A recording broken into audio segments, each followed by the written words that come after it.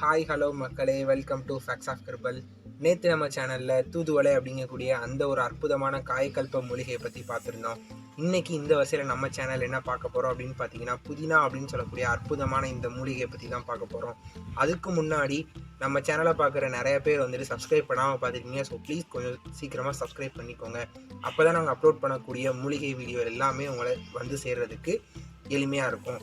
இப்போ இந்த புதினாவை பற்றி பார்க்க ஆரம்பிக்கலாம். முதல்ல இந்த புதினால அதிக அளவிலான நீர்ச்சத்து இருக்கிறதுனால உடம்புல டீஹைட்ரேஷன் ஏற்படுறவங்க, வறட்சியான தோல் உள்ளவங்க, தோல் பிரச்சனை உள்ளவங்க இந்த புதினாவை நீங்கள் எடுத்துக்கிறது மூலமாக உங்களுடைய அந்த பிரச்சனைகள் எல்லாமே சரியாகிறதுக்கு ரொம்ப வாய்ப்புகள் அதிகம். இந்த புதினால அதிக அளவிலான நார்ச்சத்துக்கள் மற்றும் உலோகச்சத்துக்கள்னால் நீங்கள் ரொம்ப யோசிக்க வேணாம். உடலுக்கு தேவையான இரும்பு, கால்சியம், பொட்டாசியம் மற்றும் பார்த்தீங்கன்னா மெக்னீஷியம் போன்ற சத்துக்கள் ரொம்ப அதிக அளவில் இருக்கிறதுனால இரத்த சோகை நோயை குணப்படுத்துறதுக்கு ஒரு அருமருந்தாக உபயோகப்படுத்திட்டு வரோம். அதே மாதிரி ஆன்டிஆக்சிடென்ட் வந்துட்டு ஹை லெவலில் இருக்கிறதுனால உங்களுக்கு புத்துணர்ச்சி அதிகமாக கொடுக்கக்கூடியது.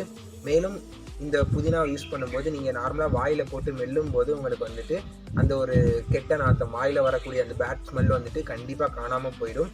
அதே மாதிரி ஈறுகள் சம்மந்தப்பட்ட நோய்களில் முக்கியமான மருந்தாக இதை எடுத்துகிட்டு வராங்க. உங்களுக்கு வயிற்றில் வரக்கூடிய செரிமான பிரச்சனைகளை குணப்படுத்துறதுக்கு முதன்மை மூலிகை இதை தான் நம்ம தமிழர்கள் யூஸ் பண்ணிகிட்டு இருந்திருக்காங்க.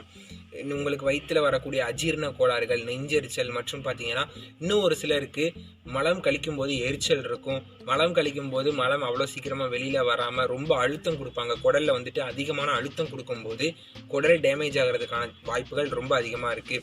அப்படி பிரச்சனை உள்ளவங்க எல்லாருமே இந்த புதினாவை எடுத்துக்கிறது மூலமாக உங்கள் மலம் வந்துட்டு ஈஸியாக இலக்கி வெளியேற்றப்படும். அப்போ என்ன ஆகும் அப்படின்னு பார்த்தீங்கன்னா உங்கள் மலத்தை வந்துட்டு வேகமாக வெளியேற்றிடலாம் ரொம்ப இலகுவான முறையில். இந்த புதினா மூலிகை ஜேர்னல் ஆஃப் கிளினிக்கல் கேஸ்ட்ரோஎன்ட்ராலஜி அப்படின்ற இதழில் வெளியிடப்பட்ட ஒரு ஆய்வு முடிவில் உபயோகப்படுத்தியிருக்காங்க.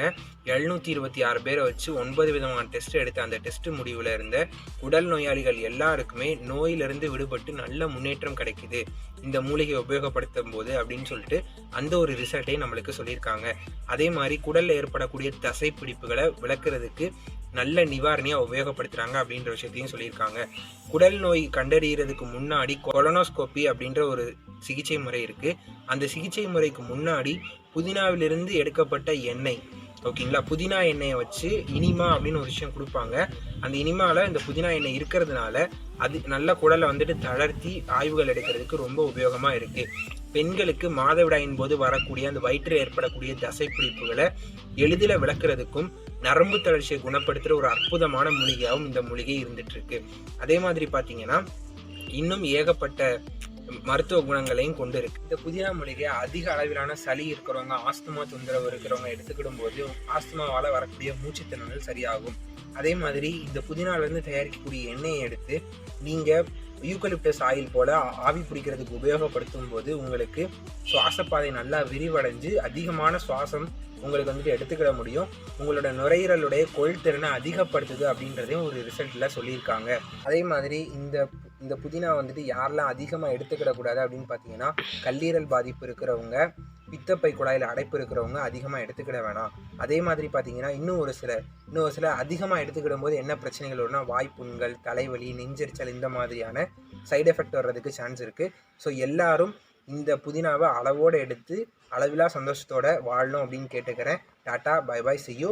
மறக்காமல் நம்ம சேனலை சப்ஸ்கிரைப் பண்ணிடுங்க.